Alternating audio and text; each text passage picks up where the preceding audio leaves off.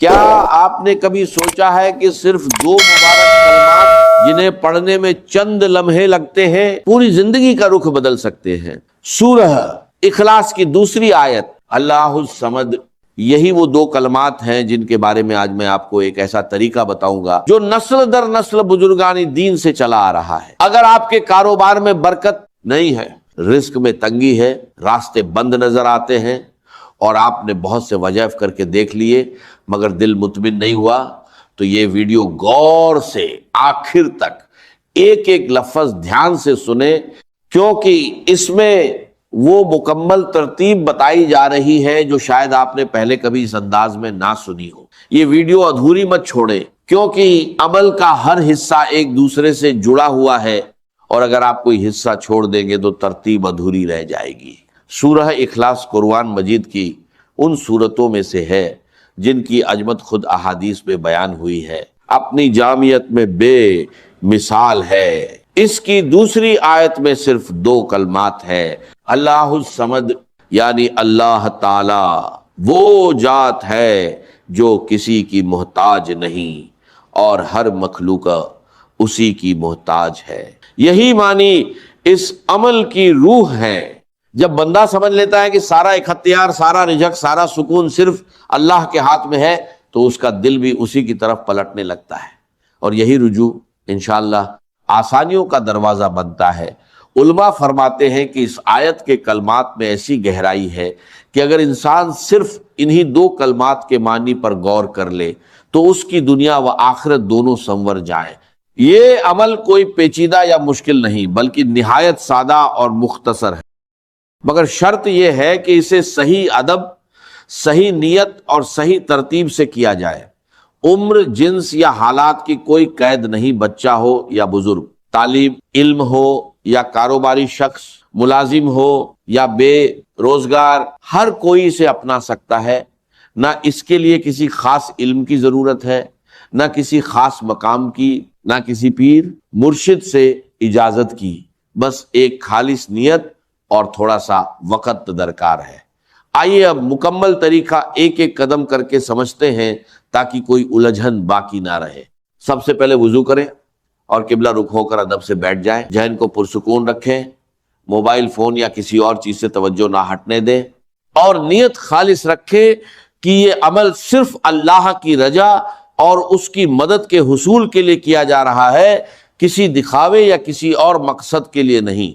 عمل کا آغاز اعوذ باللہ من الشیطان الرجیم اور بسم اللہ الرحمن الرحیم سے کریں، دونوں ایک ایک بار۔ اس کے بعد 7 مرتبہ یہ استغفار پڑھیں، استغفر اللہ ربی من کل ذنب واتوب الیہ۔ استغفار کی حیثیت ایک ایسی چابی کی سی ہے جو دل کے جھنگ کو صاف۔ جب انسان اپنی غلطیوں پر معافی مانگتا ہے تو اللہ تعالیٰ کا خصوصی کرم اس کی طرف متوجہ ہوتا ہے، اور کہا جاتا ہے کہ جو شخص باقاعدگی سے استغفار کرے اس کے لیے تنگی سے کشادگی اور پریشانی سے راحت کے راستے کھل جاتے ہیں۔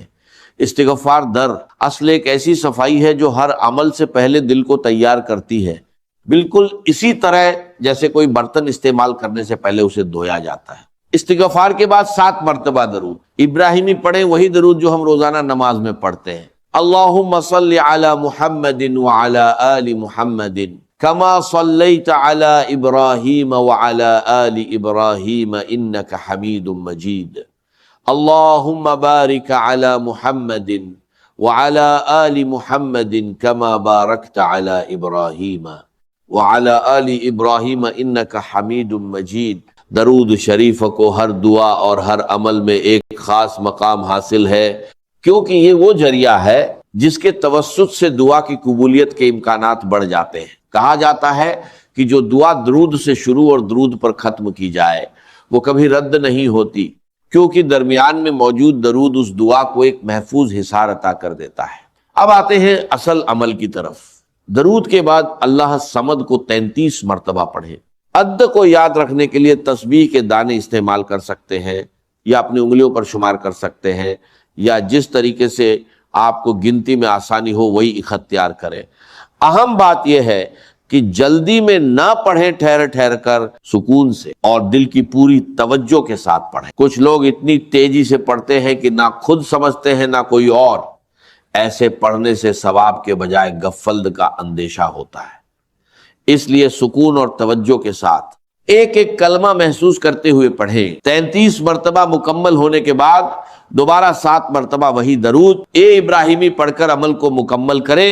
اس ترتیب میں کوئی کمی بیشی نہ کرے۔ استغفار 7 بار، درود 7 بار، پھر اللہ الصمد 33 بار، پھر دوبارہ درود 7 بار۔ یہی مکمل ترتیب ہے، اور اسی ترتیب کے مطابق عمل کرنے سے انشاءاللہ وہ برکات نصیب ہوتی ہیں جن کا ذکر آگے کیا جائے گا۔ یہ عمل دن کے کسی بھی حصے میں کیا جا سکتا ہے۔ کچھ لوگ اسے فجر کی نماز کے بعد پڑھنا پسند کرتے ہیں، کیونکہ صبح کا وقت روحانی طور پر بابرکت مانا جاتا ہے، جبکہ کچھ اسے مغرب یا عشاء کے بعد پڑھتے ہیں۔ اگر آپ کے معمولات میں تہجد شامل ہے تو رات کے آخری پہر میں پڑھنا بھی بہترین ہے، کیونکہ اس وقت دل زیادہ حاضر اور پرسکون ہوتا ہے۔ اصل بات وقت کی نہیں، دل کی حضوری کی ہے۔ جس وقت آپ کا ذہن سب سے زیادہ پرسکون ہو، دنیا کی مصروفیات سے دور ہو، وہی وقت اس عمل کے لیے بہترین ہے۔ پورا عمل کرنے میں بمشکل 5 سے 7 منٹ لگتے ہیں، تو 24 گھنٹوں میں سے اتنا وقت نکالنا کسی کے لیے بھی مشکل نہیں۔ اب سوال یہ ہے کہ یہ عمل کن کن مسائل میں مددگار ثابت ہو سکتا ہے۔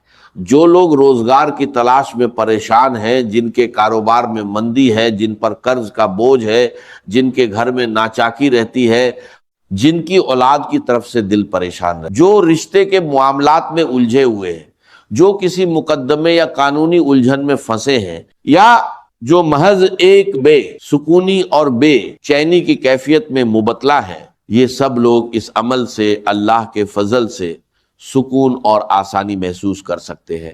یاد رہے کہ یہ کلمات کوئی جادوئی چابی نہیں، بلکہ ایک وسیلہ ہے جس کے ذریعے بندہ اپنے رب سے تعلق کو مضبوط کرتا ہے، اور اسی تعلق کی برکت سے اللہ تعالیٰ اپنے فضل سے نوازتا ہے۔ اصل کارساز صرف اللہ کی ذات ہے، یہ کلمات محض ایک ذریعہ اور وسیلہ ہے۔ اب اس عمل کا دوسرا حصہ سمجھیں، جو خاص طور پر رزق کی کشادگی کے لیے مفید ہے۔ اللہ تعالیٰ کے اسماء حسنہ میں سے ایک اسم ہے یا رزاق، یعنی روزی دینے والا۔ روزانہ صبح گھر سے نکلنے سے پہلے اور رات سونے سے پہلے اس اسم کو بھی 33 مرتبہ پڑھنے کا معمول بنائیں۔ طریقہ وہی ہے، پہلے درود پاک 7 مرتبہ، پھر یا رزاق 33 مرتبہ، پھر دوبارہ درود پاک 7 مرتبہ۔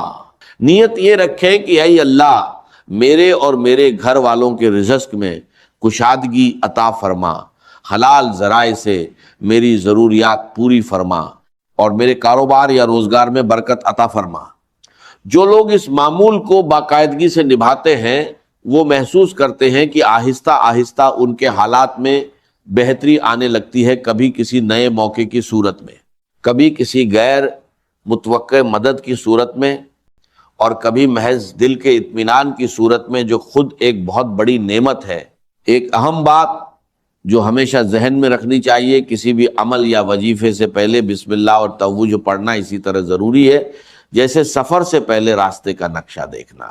بہت سے لوگ جلدی میں یہ ابتدائی حصہ چھوڑ دیتے ہیں اور سیدھا اصل کلمات پڑھنا شروع کر دیتے ہیں، یہ سمجھتے ہوئے